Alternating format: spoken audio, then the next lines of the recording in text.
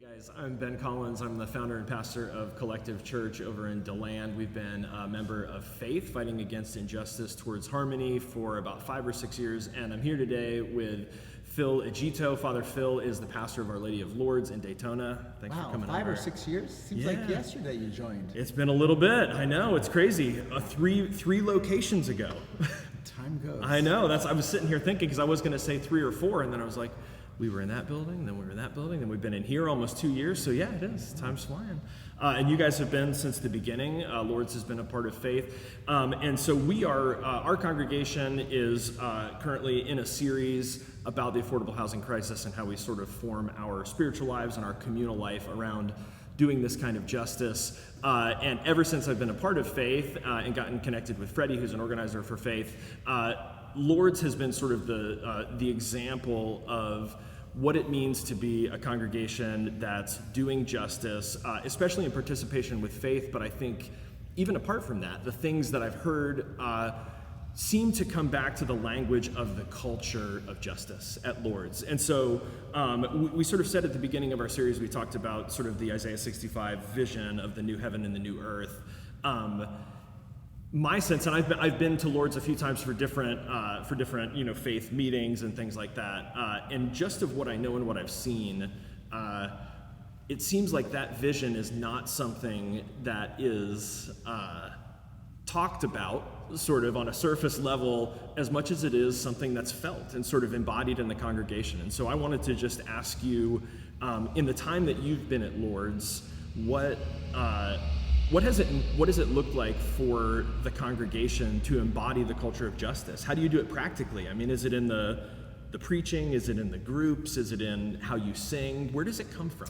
Well, basically 20 years ago, when we started this, been part of the start of the organization, we basically were looking at ourselves, and we hear every Sunday, love one another, in one way or another. Right. 52 weeks a year. Play nice.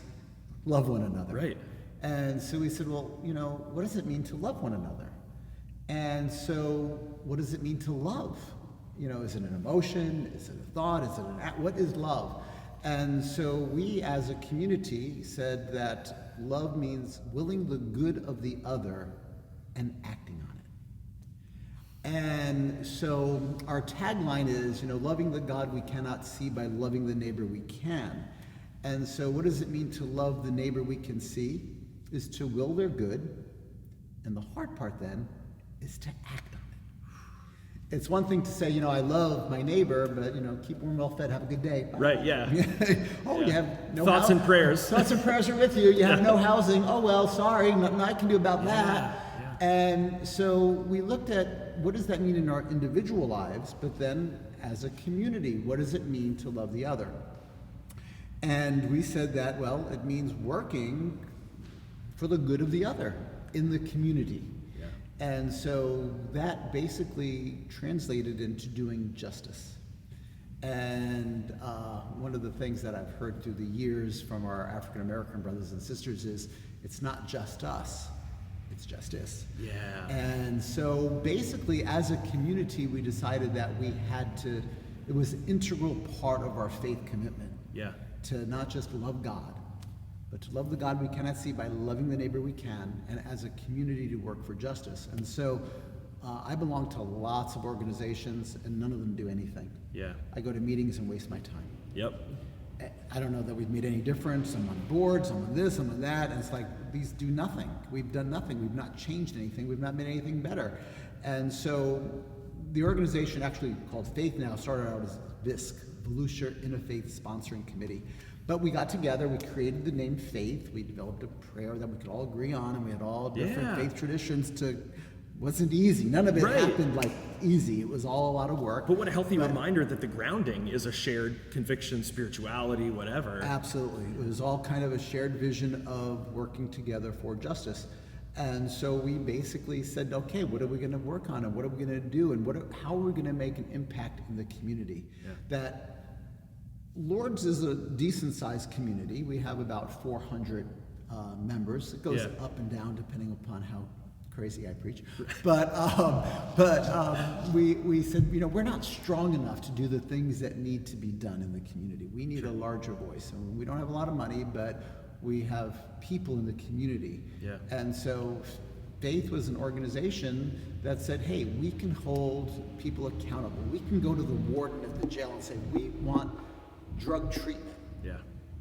I mean, when I learned that there wasn't drug treatment, I was like, what you talking about? There's no drug treatment in the jail. Right. You have a captive audience with people on drugs that got arrested for doing drugs, and you're just going to hold them in and do nothing? Yeah. I didn't know such a thing. I just assumed things existed that didn't exist. And I didn't know this backstory. I'm now sitting here years later as someone who is in recovery, and someone in my recovery home group works in the drug treatment program at the jail that you helped to start. I couldn't believe that there wasn't one. Yeah, I had no idea that there was a time that there wasn't treatment. It seemed like a no-brainer. And by having the community get together and tell the warden and the county that this is what we wanted, they were like, oh, okay. Yeah. It's going to cost. And, when we do research, we find money, we find the stuff that we can use to make it all happen. And it's things I didn't know. I mean, early on, we found out one of our problem areas were jobs. And we found out after doing research, there were jobs in the community. It's just that people couldn't get to them. Yeah. I'm like, what you talking about? People can't get to them. A bus. Get in your car Right. or take a bus. Yeah. And we found out the buses stopped running at 7 o'clock. So the second and third shift jobs, people can get to the second shift at the hospital or at a hotel or wherever, but then they couldn't get home.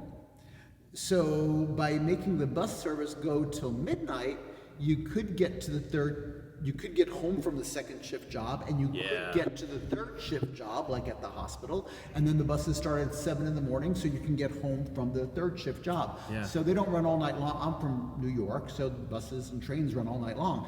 Well, not in Willoughby County. So there were issues that we immediately made differences, and I said, I go to meetings, but we're doing something. Yeah. It's not just going to another meeting and wasting my time. And so our community became very much aware, and we became more aware.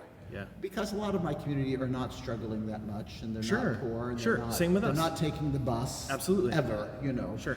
But when they learned and developed relationships with other communities and found out that, people do take the bus. Yeah. And people do have children in the jail who aren't getting drug treatment. And so the stories were there. And so when they saw that we could make a difference, they understand how important that is. And so, our major event is the Action Assembly. Yeah. And so the Action Assembly is where we flex our muscle. Yeah. And my community understands that we flex our muscle. And so therefore, I think last year we brought over 800 people, which is more than my community is, because they know that they got to get their friends and their neighbors and their families to help us, to be that power.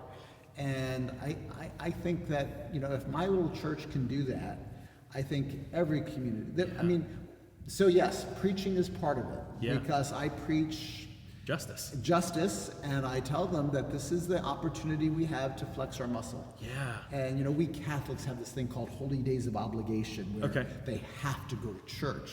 And at my church, I tell them the Action Assembly is a holy day of obligation. Yeah, because and that's if you're going to live your faith, you got to live your faith, and you got to put it into action. And what is more important than working for justice and saying, I'm a Christian? Justice is part of what it means to build the kingdom of God. A new heaven and new earth. Thy kingdom come on earth as it is in heaven. We are the hands and feet. We have to build that kingdom. And if we're not willing to do that, we're deluded. And what a powerful, you talk about, you look at the world right now, and, my personal theory is that the greatest competing religion with any world religion right now is capitalism, just the drive to consume.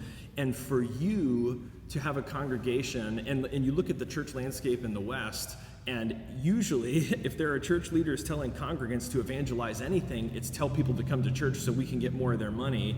Your congregation is evangelizing people to win justice for their community. And so that is what I'm talking about, that culture of justice where people have, and I think you nailed it, it first is awareness. It's awareness that these problems even exist, and then it is not merely, I loved your language, it is not merely willing the good of the other, it is that step of acting on it. It's not, I don't get to just sing about it and hear about it, but acting. And if you hadn't picked this up, and if you haven't seen some of the other videos in the series, when Father Phil says flex our muscles, one of the things that we realize, and I'll give a quick example, Collective has been very fortunate in the last few years to have some different properties come into play. And so we've got some property in DeLand.